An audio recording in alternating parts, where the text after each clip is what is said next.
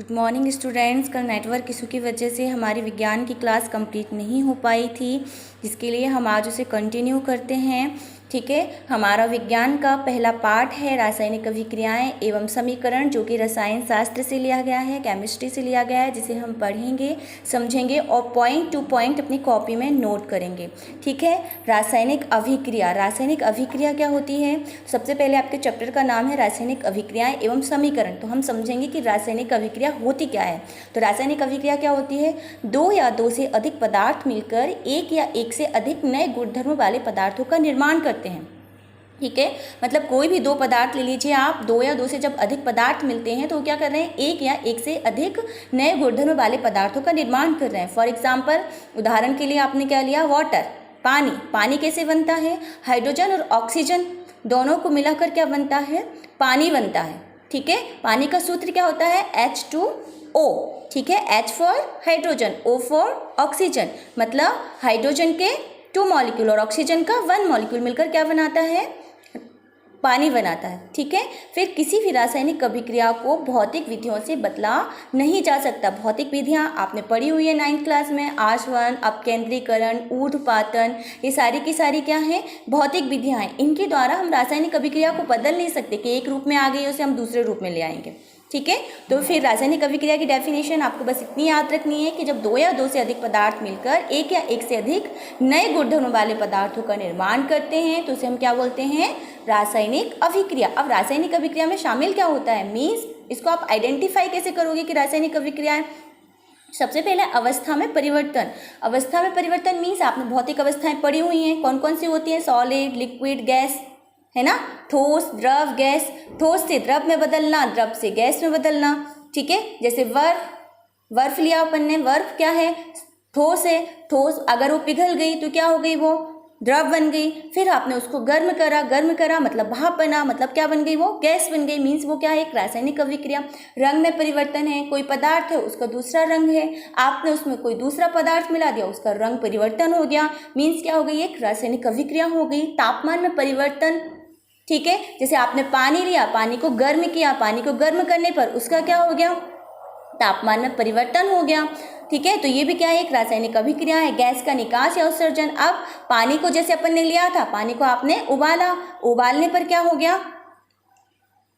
पानी को उबालने पर भाप बनकर वो उड़ेगा। भाप बनकर मतलब क्या हो रहा है? गैस का निकास हो रहा है। निकास मतलब निकलना या उत्सर्जन हो रहा है। ठीक है, अब दैनिक जीवन में होने वाली रासायनिक अभिक्रियाएं। हमारे दैनिक जीवन में होने वाली रासायनिक अभिक्रियाएं कौन कौन सी होती हैं? पहले तो भोजन का पाचन। ठीक है, जो हमारे शरीर में भोजन का पाचन होता है वो कैसे होता है? रासायनिक अभिक्रियाओं के द्वारा ही होता है। ठीक है, दूसरा श्वसन। श्वसन मतलब जो हम सांस लेते हैं, छोड़ते हैं, ये भी क्या है? एक तरीके से रासायनिक अभिक्रिया। अब लोहे पर जंग लगना, लोहे को छोड़ दीजिए आप आर्द्र वायुमंडल में, क्या होगा? जंग लग जाएगी उस पर। ठीक है, तो ये भी क्या है? एक तरीके से रासायनिक अभिक्रिया। दही का बनना।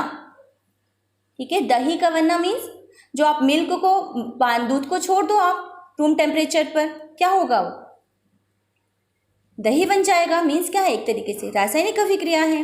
ठीक है, अब होता है रासायनिक अभिक्रिया में दो मेन पार्ट होते हैं, दो, अभिकारक और उत्पाद। तो अभिकारक और उत्पाद क्या होते हैं? अभिकारक मीन्स ऐसे पदार्थ जो रासायनिक अभिक्रिया में भाग लेते हैं। जैसे मैंने आपको बताया था, हाइड्रोजन और ऑक्सीजन मिलकर क्या बनाते हैं? पानी बनाते हैं। तो अभिक्रिया में भाग कौन ले रहा है? हाइड्रोजन और ऑक्सीजन भाग ले रहे हैं ना, इन दोनों की क्रिया हो रही। तो ये क्या होगा? अभिकारक। ऐसे पदार्थ जो किसी रासायनिक अभिक्रिया में भाग लेते हैं उसको अपन क्या बोलते हैं? अभिकारक। और उत्पाद क्या होती है? जो हमें नया पदार्थ मिलता है। अपन ने क्या परिभाषा पढ़ी थी कि दो या दो से अधिक पदार्थ मिलकर जो नए पदार्थ का निर्माण करते हैं। तो जो नया पदार्थ बनता है, नया पदार्थ मीन्स पानी, जो वाटर बना था अपना, ठीक है, वो क्या हो गया? अपना उत्पाद हो गया। क्लियर?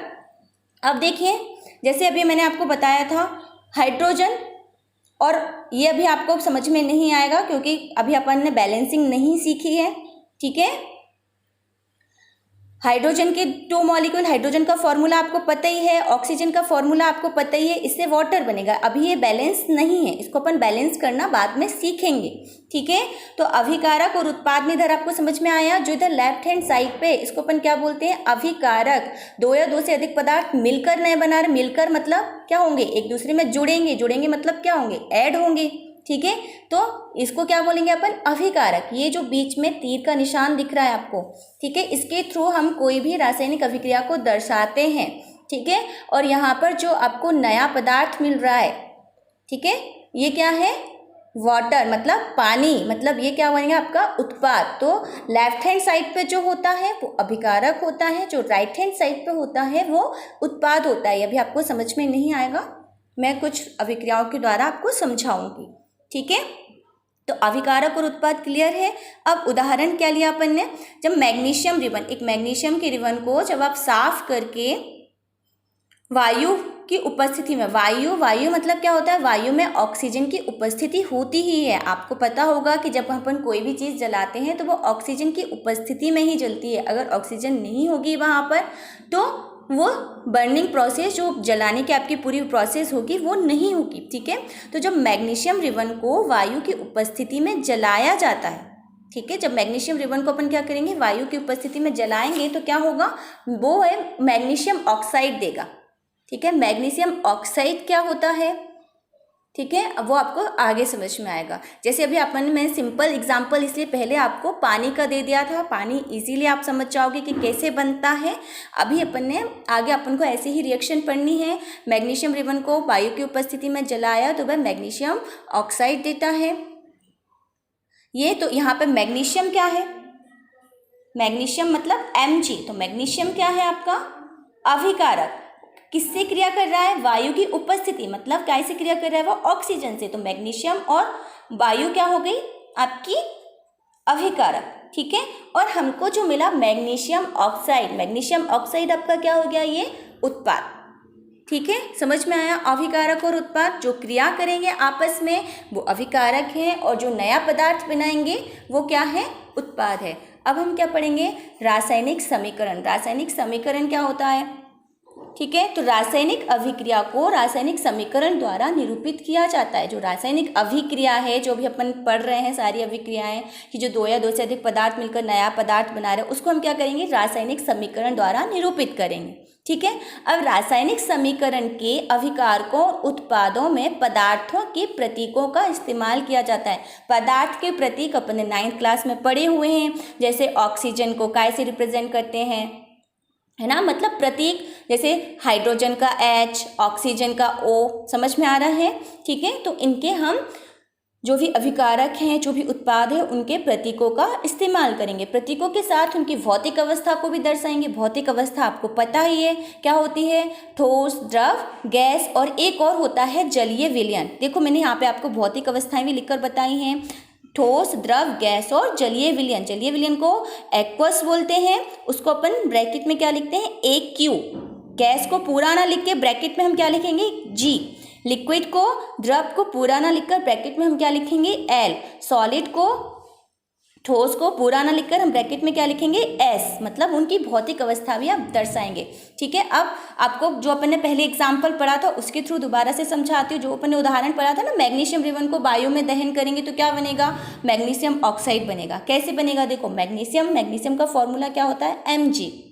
ऑक्सीजन का फॉर्मूला क्या होता है, O2। प्रतीक पता है ना, ये वही प्रतीक है, ठीक है। इन दोनों ने आपस में क्रिया करी मतलब ये क्या हो गया, ये अभिकारक, ठीक है। अब एक नया उत्पाद बना रहे हैं। नया उत्पाद क्या बना रहे थे, मैग्नीशियम ऑक्साइड, जो अपन ने पहले भी पढ़ा है, ठीक है, मैग्नीशियम ऑक्साइड। तो ये इसको हम तीर के थ्रू दर्शाएंगे। यहाँ पे जो आपको जिस भी तरह आपको रिजल्ट मिलेगा, ठीक है, उस तरफ इसका साइन रहेगा, ठीक है। तो MgO क्या है आपका उत्पाद, ठीक है। Magnesium oxide, Mg for magnesium, O for oxide, clear. आप भौतिक अवस्था कैसे लिखोगे आप, जैसे मैग्नीशियम क्या था, ठोस, तो ठोस को अपन ने ब्रैकेट में क्या लिख दिया, सॉलिड, ठीक है। ऑक्सीजन सभी को पता है, ऑक्सीजन क्या होती है, गैस, इसको ब्रैकेट में क्या लिख दिया, G, ठीक है। इन दोनों की रिएक्शन से हमको क्या मिला, MgO, मैग्नीशियम ऑक्साइड। इसका हमें एक वाइट कलर का पाउडर मिलता है जलाने पर, ठीक है। तो वो भी क्या रहता है, ठोस अवस्था में रहता है, इसलिए हम इसको क्या लिखेंगे, MgO ब्रैकेट में S फॉर सॉलिड, ठीक है। अभी ये बैलेंस नहीं है, इसको हम बैलेंस करना, आगे रिएक्शन और सारी अभिक्रियाएं बैलेंस करना हम सीखेंगे अगले वीडियो में, ठीक है। Thank you.